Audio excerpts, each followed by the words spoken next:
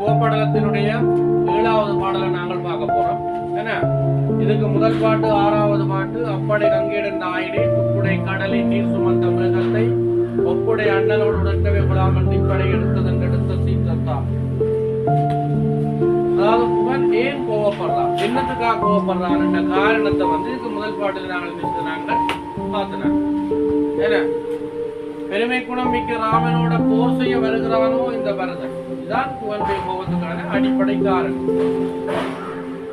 அப்படி என்றால் கோப்படலத்தின் கேள்வி மாறுது. முதல் 1, 2, 3, 4, 5 பரதனுடைய படையினுடைய பெருக்கம் சிறப்பு சொல்லப்படுது. அப்புறம் என்ன நடக்குது?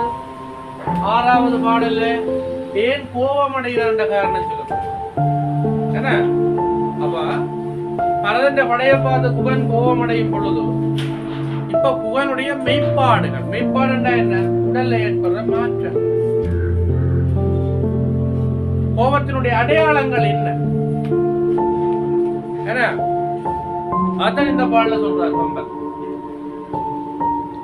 கம்பர் தன்னுடைய கவிதைகளை எப்பொழுதுமே கற்பனை அதிகம் வச்சிருப்பார். 2வது விடயம், உன்னை கற்பனை பண்ண பழக்குவார். கற்பனை பண்ண தெரியாத ஆக்களுக்கு, ரசிக்க தெரியாத ஆக்களுக்கு 2யும் பழக்குறதான் கம்பற்ற வேலை. சரிதான். ஒரு கோபம் அடையக்குள்ள எங்களுக்கு நாங்கள் கோபம் அடையக்குள்ள நாங்கள் உங்களை கோபத்தின் உருவத்தை ரசிக்க மாட்டோம். நாங்கள் உணர்ச்சி வசப்பட்டோம். இன்னும் கோபம் அடையக்க நாங்கள் அதை கோபமா இருக்க பயம் பெறும். அத அப்படியே 100% இந்த பாட்டுல சொல்றேன். ஒரு கோபப்படைக்கு அப்படியான ரியாக்ஷன் வெளிப்படும். பாருங்க என்ன சொல்றாருன்னா, புகன் என பெயரிய கூற்றின் ஆற்றலான் கூற்று விரண்டாளர். கூற்று விரண்டாளர், கூற்று என்றால் என்ன?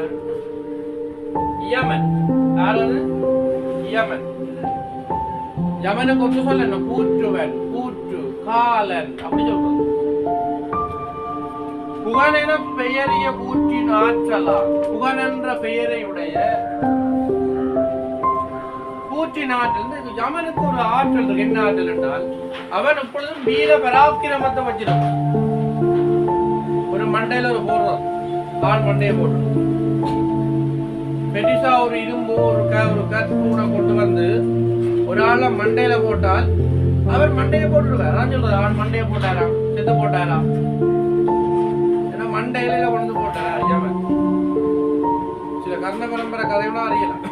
சும்மா உதாரணத்துக்கு நான் 2 பேரும் இப்படி இருக்கு.